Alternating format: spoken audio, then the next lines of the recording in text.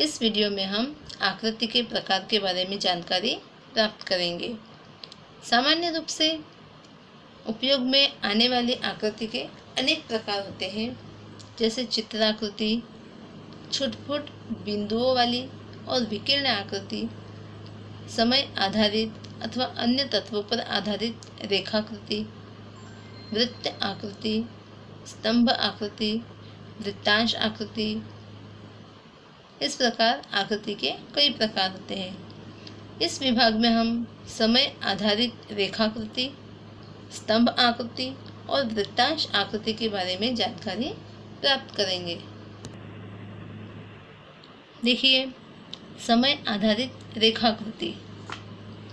सामान्य रूप से रेखाकृति दो चलों के बीच के संबंध की रेखा और उसके ढाल को दर्शाती है, जैसे मांग रेखा, पूर्ति रेखा इत्यादि।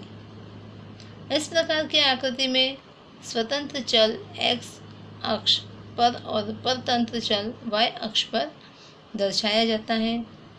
समय के संदर्भ में किसी एक चल के स्वयं स्पष्ट रुझानों को दर्शाने वाली आकृति अर्थशास्त्र में बार बार उपयोग में ली जाती है, जैसे विविध वर्षों में आबादी की संख्या, विविध वर्षों में मुद्रास्फीति की दर, विविध वर्षों में साक्षरता की दर इत्यादि दर्शाई जाती है। इस प्रकार की आकृति को रेखाकृति कह सकते हैं, क्योंकि इसमें खड़ी आड़ी रेखा हमें दिखाई देगी। आप देख सकते हो कि यहाँ पर दिया गया है तालिका में जनसंख्या वृद्धि प्रतिशत में समय अवधि दी गई है 51 से 61, 61 से 71, 71 से 81, 81 से 91, 91 से 2001, 2001 से 2011 में हर दशक के लिए जनसंख्या का वृद्धि दर कितने प्रतिशत रहा। तो यहाँ ये कहलाएगा हमारा x अक्ष और ये कहलाएगा y अक्ष। आकृति में इतना आपको समझ में आया। फिर यहाँ पर दिया गया है 51 से 61 में वृद्धि दर कितना है 21.64। फिर सेकेंड 61 से 71 में 24.80।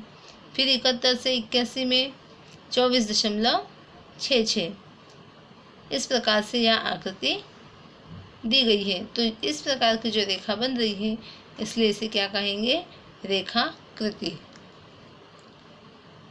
आगे हम पढ़ेंगे स्तंभ आकृति और उसके प्रकार। स्तंभ आकृति किसी एक चल के मूल्य की विविध विभागों के बीच का वितरण दर्शाता है। उदाहरण के लिए अलग अलग समय पर देश में साक्षरता का अनुपात अथवा स्त्रियों और पुरुषों में किसी एक समय साक्षरता का अनुपात। इसी प्रकार की आकृति ऊर्ध्व या क्षैतिज स्तंभ द्वारा दर्शाई जाती है। प्रत्येक विभाग या समय के लिए एक अलग स्तंभ बनाया जाता है। उस स्तंभ की ऊंचाई अर्थात की लंबाई उस विभाग या समय के लिए चल मूल्य दर्शाता है। इस प्रकार स्तंभों की ऊंचाई या लंबाई द्वारा चल के मूल्य की विविध विभागों या समय अवधि के बीच तुलना हो सकती है। स्तंभ आकृति सामान्य रूप से 3 प्रकार की देखने को मिलती है। नंबर 1 है सरल स्तंभ आकृति, नंबर 2 है पास पास की स्तंभ आकृति और तीसरा है विभाजित स्तंभ आकृति। यह आपको दिखाई दे रही है, इसे हम कहेंगे स्तंभ आकृति। इसे क्या कहेंगे, स्तंभ आकृति। ये जो आकृति दिखाई दे रही है, यह पास पास स्तंभ आकृति कहलाती है, क्योंकि यहाँ पर स्तंभ बने हुए हैं, लेकिन स्तंभ कैसे बने हुए हैं, पास पास बने हुए हैं। यह आपको दिखाई देंगे 1 2 3, 1 2 3, 3 स्तंभ अपने आसपास बने हुए हैं। फिर ये जो आकृति आपको दिख रही है, इसे कहेंगे विभाजित स्तंभ आकृति। क्यों? क्योंकि इसमें एक ही स्तंभ के 2 विभाग कर दिए गए हैं। आया समझ में? इसलिए इसे क्या कहेंगे? विभाजित स्तंभ आकृति। देखिए फिर से, ये है पास पास की स्तंभ आकृति। इस प्रकार की आकृति में किसी एक आधार पर किसी एक चल का एक से अधिक वर्गों के लिए मूल्य दर्शाया जाता है। इससे आधार के प्रत्येक मूल्य संबंधित विविध वर्गों के मूल्य को दर्शाने वाले स्तंभों को दर्शाया जा सकता है। फिर से पास पास की स्तंभ आकृति का देखोगे आप, इसे कहते हैं विभाजित स्तंभ आकृति। जब स्तंभ आकृति के प्रत्येक स्तंभ का मूल्य एक से अधिक उपविभागों में वितरण किया जाए तब विभाजित स्तंभ आकृति बनती है। स्तंभ के उपविभागों को अलग अलग रंगों अथवा शेड में आकर्षित किया जाता है और प्रत्येक विभाग जिस अंक को दर्शाता है वह लिखा जाता है। स्तंभ आकृति, यह है स्तंभ आकृति।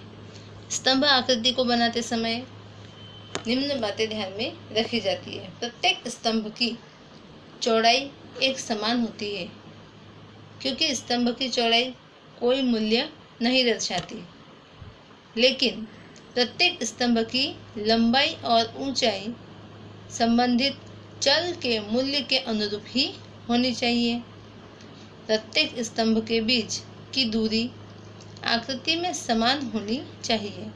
या आप देख रहे हो कि प्रत्येक स्तंभों के बीच एक जैसी दूरी है, तो प्रत्येक स्तंभों के बीच कैसी दूरी होनी चाहिए? एक समान अंतर होना चाहिए। सामान्य रूप से प्रत्येक स्तंभ एक अक्ष एक्स अक्ष पर सामान्य रूप से बनाया जाता है। उस पर दर्शाने वाले परिबलों को आधार कहते हैं। यह जो अक्ष दिखाई दे रहा है इसे एक्स अक्ष कहते हैं। इसे क्या कहते हैं? आधार स्तंभ। आज के आधुनिक युग में कंप्यूटर की मदद से ऊर्ध्व स्तंभ के बदले क्षैतिज स्तंभ वाई अक्ष से क्षितिज बनाने की रीति भी अधिक प्रचलित हुई है। प्रत्येक ऊर्ध्व स्तंभ की दी जानकारी के क्रम में बनाया जाता है। इस प्रकार प्रथम जानकारी के लिए स्तंभ उद्गम बिंदु के शुरुआत में बनाया जाता है। आगे हम पढ़ेंगे वृत्तांश आकृति।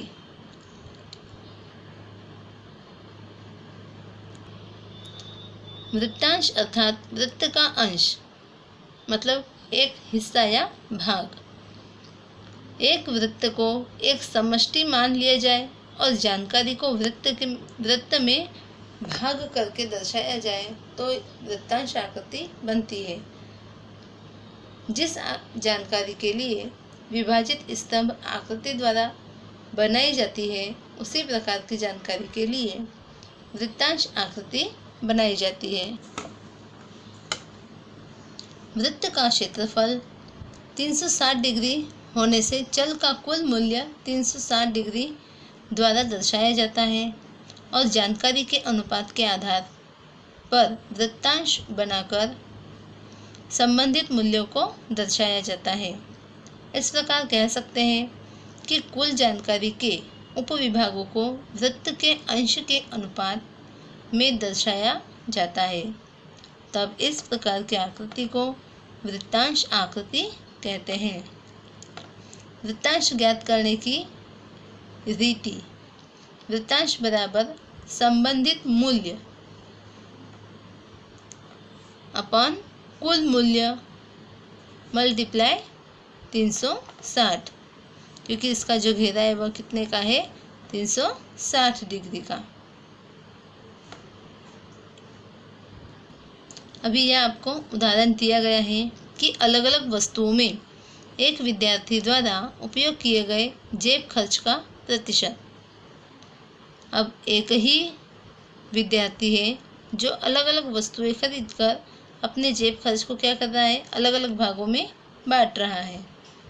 तो इसे हमने किसके ज़रिए दर्शाया है? वृत्तांश आकृति के ज़रिए। देखिए, वस्तुएं दी गई है पुस्तक, प्रति खर्च 20 रुपये। फिर वृत्तांश की गणना करेंगे। 20 गुणा 360 भाग्या 100 कितना आया? 72 डिग्री। ठीक उसी प्रकार स्टेशनरी, फ़ोन, कंप्यूटर इत्यादि पर, नाश्ते पर, कपड़े पर, तो टोटल मिलाकर कितना हुआ? 100 रुपये। और इसका पूरा मिलाकर कितना आया? 360 डिग्री। वृत्तांश आकृति जब भी हम बनाते हैं तो कई बातों को ध्यान रखना होता है।